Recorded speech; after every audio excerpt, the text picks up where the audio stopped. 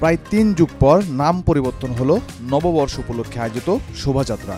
নতুন নামকরণ করা হয়েছে বর্ষবরণ আনন্দ শোভাযাত্রা। আগে নাম ছিল মঙ্গল শোভাযাত্রা। 11 এপ্রিল সকালে ঢাকা বিশ্ববিদ্যালয়ের চারুকলা অনুষদে অনুষ্ঠিত এক সংবাদ সম্মেলনে এই তথ্য জানানো হয়। বাংলা নববর্ষ 1432 উদযাপনের প্রস্তুতি সম্পর্কে জানাতে এই সংবাদ সম্মেলনের আয়োজন করা হয়। এ প্রসঙ্গে ঢাকা বিশ্ববিদ্যালয়ের উপাচার্য অধ্যাপক নিয়াজ আহমেদ খান বলেছেন, আমরা নাম পরিবর্তন করছি না, আমরা পুরনো নাম এবং ঐতিহ্যে ফেরত যাচ্ছি, যেটা দিয়ে চারুকলার এই কার্যক্রম শুরু হয়েছিল।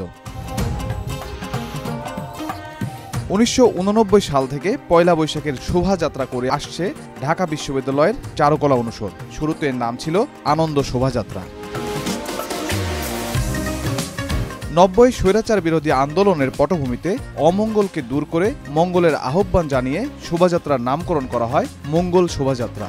2016 সালের 30 নভেম্বর মঙ্গল শোভাযাত্রাকে বিশ্বের সাংস্কৃতিক ঐতিহ্যের তালিকাভুক্ত করে জাতিসংঘের শিক্ষা, সংস্কৃতি ও বিজ্ঞান বিষয়ক সংস্থা ইউনেস্কো।